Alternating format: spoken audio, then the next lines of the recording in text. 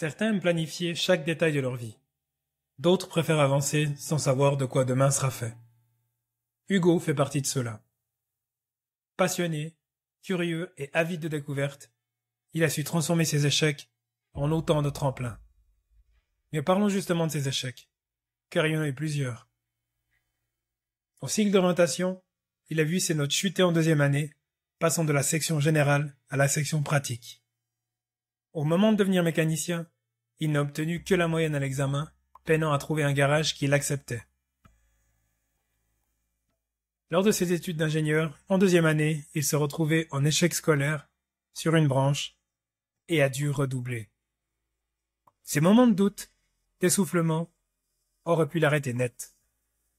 Pourtant Hugo a continué, décidé à apprendre de chaque faux pas. Voici l'histoire d'un homme qui n'a pas peur de changer de cap et de prendre des chemins de traverse pour trouver sa voie. Je vous souhaite une très belle écoute.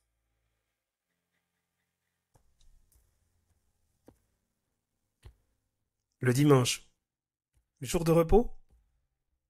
Pas pour tout le monde. Il jongle entre le boulot, les enfants, les amis et les kilomètres. Bienvenue dans Coureurs du dimanche, le podcast qui célèbre les héros ordinaires de la course à pied. Chaque mois, un invité, une histoire, une source d'inspiration pour vos sorties longues. Alors lacez vos baskets, montez le son et préparez-vous à courir avec nous.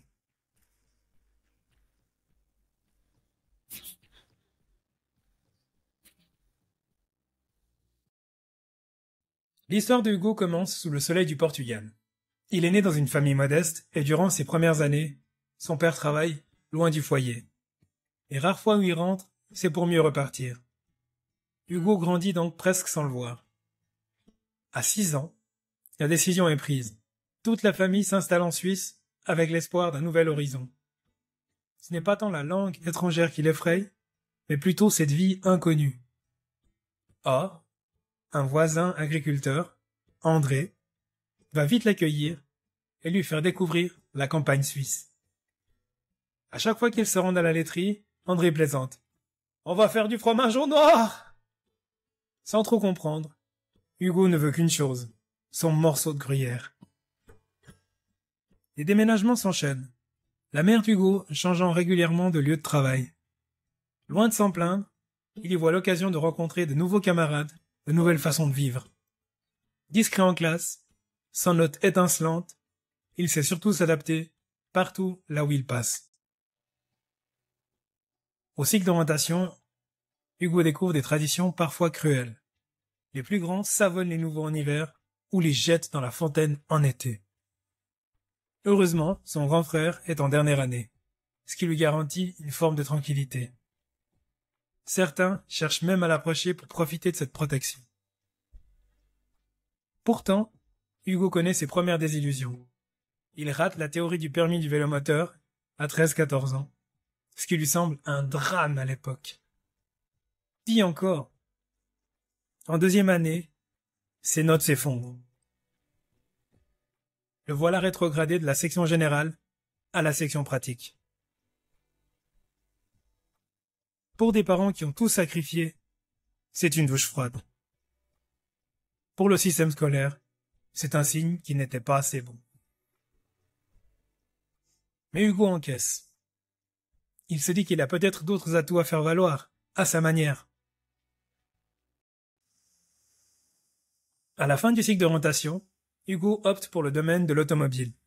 Il tente le test pour devenir mécanicien, sans briller. Peu de garages acceptent de le prendre. Sur l'intervention de son conseiller en orientation, il déniche finalement un poste d'apprenti réparateur, sur 3 ans, dans un garage qui n'a trouvé personne. Déterminé, il conclut la première année avec une moyenne de 5,4 sur 6. Bluffé, son maître d'apprentissage accepte de modifier son contrat. Hugo poursuivra en formation de mécanicien sur 4 ans. Il prouve alors que le manque d'opportunités initiales ne lui était pas fatal et qu'il sait saisir la moindre chance.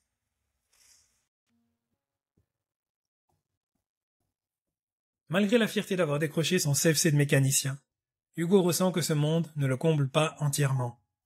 Il voit bien que le métier évolue vers toujours plus de technologie et de diagnostic assisté, et cette direction ne lui correspond pas. Alors, lorsqu'il aperçoit une opportunité dans le cinéma, il la saisit. En réalité, Hugo avait déjà mis un pied dans cet univers. Trop jeune pour être projectionniste, il avait moins de 16 ans. Il était placeur dans une salle obscure. C'était le seul job qu'il pouvait exercer à l'époque. Son rôle, guider les spectateurs, vérifier les tickets. Peu à peu, il s'est formé et a fini par rejoindre la cabine pour monter des pellicules 35 mm et vivre à un autre rythme. Une occasion en or se présente. On lui propose de gérer un petit cinéma. Pour Hugo, c'est l'opportunité rêvée de travailler dans un environnement plus créatif et de prendre le temps de réfléchir à la suite. C'est justement à cette époque que le père de sa petite amie lui raconte son propre retour sur les bancs de l'école pour devenir ingénieur après une formation initiale. Les parents de Hugo et ceux de son entourage considèrent qu'il faut un vrai apprentissage solide. Et, à force de discussion, Hugo décide, une fois de plus, de changer d'orientation. À 25 ans, Hugo se met en quête d'un nouveau départ. Il quitte la gestion du cinéma et retourne vivre chez ses parents pour entamer une maturité technique. Ensuite, il choisit l'école d'ingénieur de Fribourg, convaincu que les perspectives de carrière y sont meilleures. Les efforts sont énormes. Révision, projet, examen. Il avance avec une nouvelle motivation. Mais au fond de lui, un doute persiste. Et ce doute prend forme en deuxième année. Il échoue à l'une des branches et doit donc redoubler. Pour la première fois, il se demande s'il est vraiment fait pour devenir ingénieur. L'échec est cuisant. Il a l'impression de reculer. Et son moral en prend un coup. Pourtant, il s'accroche et décide de poursuivre, encouragé par quelques professeurs qui croient en lui. Le projet de fin d'études est l'occasion de faire un choix. Prendre un sujet facile, qui lui garantirait une note correcte, ou se lancer dans un travail ambitieux avec un professeur qu'il apprécie énormément, mais dont la matière est réputée difficile. Hugo choisit la difficulté, non par goût du défi, mais parce que ce sujet l'intéresse vraiment et qu'il sait qu'il apprendra davantage. C'est ainsi qu'il réussit à boucler ses études, fier d'avoir opté pour la voie la plus enrichissante au lieu de la plus simple. Diplôme en poche, Hugo décroche un poste dans une entreprise qui fabrique des robots pour l'industrie alimentaire.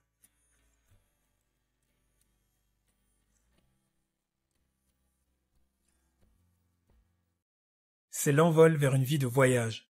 Chine, Brésil, Allemagne, Suède, Finlande. Autant de découvertes culturelles qui le nourrissent. Mais cette cadence est freinée à un prix. Il dort souvent à l'hôtel, mange trop et trop mal, et ne rentre que rarement chez lui. Rapidement, il prend du poids et se sent épuisé. Il réfléchit alors. Pourquoi ne pas courir? Un sport simple qui nécessite peu d'équipement et peut se pratiquer partout. En 2015, Hugo débute vraiment la course à pied.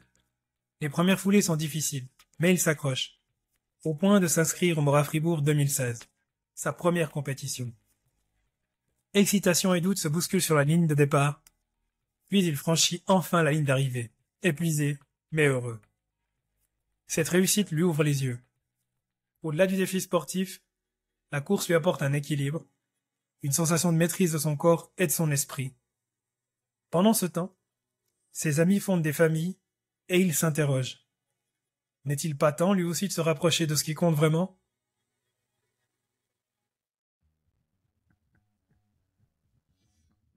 C'est alors qu'Hugo rencontre Laure, qui l'aide à revoir ses priorités.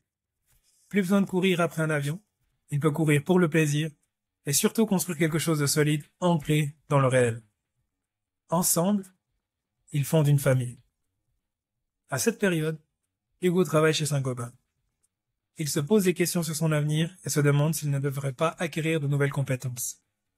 Il propose à son employeur d'investir dans son futur et l'entreprise accepte de financer en partie un CAS, un Certificate of Advanced Studies. Pourtant, même avec ce nouveau badge, Hugo sent que l'orientation de sa carrière ne prend pas la tournure qu'il souhaiterait. Il décide alors de quitter son poste pour vendre des voitures. Encore un changement radical. Mais il a besoin de temps. et d'un environnement différent pour se recentrer. Finalement, sans surprise, ce métier ne le comble pas non plus. Il sait très vite qu'il doit reprendre l'air et trouver autre chose. Heureusement, il finit par décrocher un emploi proche de chez lui, conciliant enfin toutes ses casquettes. La technique, la relation humaine et la possibilité de mener une vie familiale épanouie. Comme quoi, toutes ces pérégrinations valaient bien la peine d'être tentées.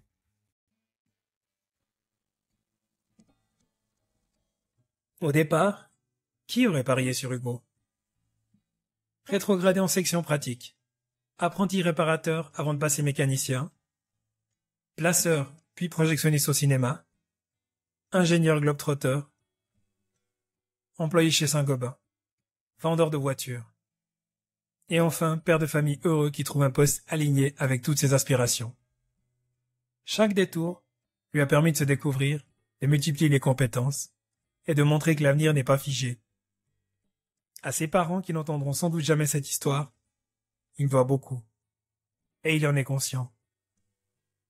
Aujourd'hui, Hugo avance, guidé par sa curiosité et l'envie de repousser ses limites. Il veut transmettre à ses enfants le goût de l'inconnu et la conviction que tout est possible, pour peu qu'on soit prêt à apprendre et à se relever après chaque échec. Après tout, l'important n'est pas de tout prévoir, mais de jouer ses cartes avec audace et détermination.